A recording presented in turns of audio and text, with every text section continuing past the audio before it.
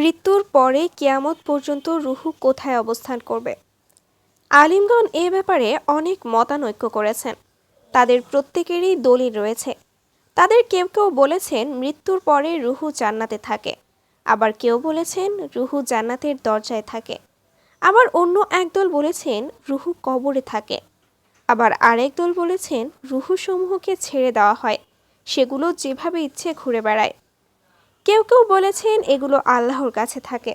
আর এক দলের মত হলো মুমিনের রুহু আদম আলাইহি ওয়াসাল্লামের ডান হাতে এবং কাফিরের রুহু আদম আলাইহি ওয়াসাল্লামের বাম হাতে থাকে।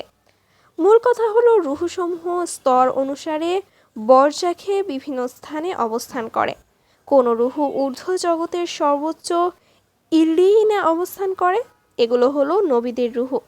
তাদের রুহু পরস্পর মর্যাদা অনুসারে বিভিন্ন অবস্থানে থাকে, যেমনটি নবী সাল্লাল্লাহু আলাইহি ওয়াসাল্লাম মিরাজের রাতে দেখেছেন। আবার কিছু রুহু সবুজ পাখির পাকস্থলিতে করে জান্নাতের যেখানে ইচ্ছে সেখানে উড়ে বেড়ায়।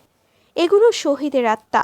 তবে সব শহীদের আত্মা এভাবে উঠতে পারে না, কেননা কিছু শহীদের আত্মা ঋণ বা অন্যের হকের কারণে জান্নাতের দরজায় আটকে যায়। যেমন মুসনাদে আহমাদে বর্ণিত আছে, এক ব্যক্তি নবী সাল্লাল্লাহু আলাইহি ওয়াসাল্লামের কাছে এসে বললেন, হে আল্লাহর রাসূল, আমি আল্লাহর রাস্তায় শহীদ হলে আমার জন্য কি রয়েছে? রাসূলুল্লাহ সাল্লাল্লাহু আলাইহি ওয়াসাল্লাম বললেন, জান্নাত। লোকটি যখন চলে যাচ্ছিলেন তখন রাসূলুল্লাহ সাল্লাল্লাহু আলাইহি ওয়াসাল্লাম তাকে বললেন, তবে ঋণ ব্যতীত। জিবরিল আলাইহি ওয়াসাল্লাম এই মাত্র আমাকে এই কথা গোপনে জানিয়ে গেলেন। আবার কারো রুহু জান্নাতের দরজায় আটকা থাকবে।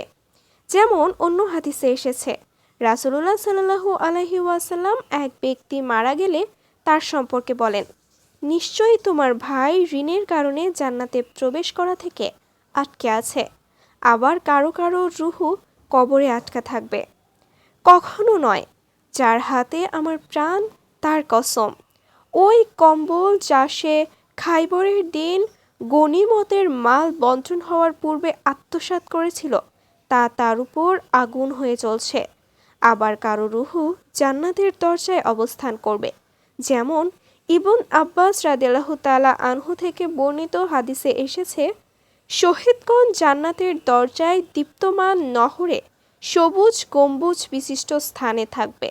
সকাল সন্ধ্যা তাদের জন্য জান্নাত থেকে খাবার আসবে। তবে জাফর ইবন আবু তালিব রাদিয়াল্লাহু তাআলা আনহুর ক্ষেত্রে এটি ভিন্ন হবে, কেননা আল্লাহ তার দু হাতের বিনিময়ে দুটি ডানা দিয়েছেন, যা দ্বারা তিনি ইচ্ছা মতো জান্নাতের যেখানে খুশি সেখানে ঘুরে বেড়াতে পারবেন। আবার কারো রুহু জমিনে আবদ্ধ থাকবে। তার রুহু ঊর্ধ্ব আসমানে যাবে না, কেননা এসব রুহু জমিনের নিম্নে থাকার রুহু। জমিনে অবস্থানরত রুহুগুলো আসমানে অবস্থানরত রুহের সাথে মিলিত হবে না। যেমন আসমানে অবস্থানরত রুহুগুলো জমিনে অবস্থানরত রুহের সাথে মিলিত হবে না। যেসব রুহু দুনিয়াতে রবের পরিচয় লাভ করেনি, তার ভালোবাসা অর্জন করেনি, তার জিকির করেনি, তার সাথে বন্ধুত্ব অর্জন করেনি, তার নৈকট্য লাভ করেনি ইত্যাদি রুহু হলো জমিনে অবস্থানরত রুহু। মৃত্যুর পরে শরীর থেকে তাদের রুহু বের হলে তা জমিনেই অবস্থান করবে। এমনইভাবে ঊর্ধ্বমুখী নফসসমূহ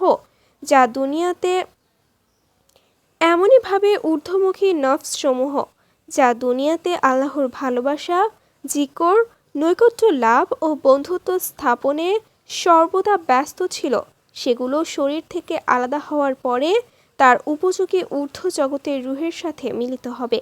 ব্যক্তি যাকে ভালোবাসে তার সাথে বারজাখে ও কিয়ামতে থাকবে। আল্লাহ তাআলা বারজাখে ও কিয়ামতের দিনে রূহসমূহকে একে অন্যের সাথে মিলিত করে দিবেন, যা ইতপূর্বে বর্ণিত হাদিসে আলোচনা করা হয়েছে।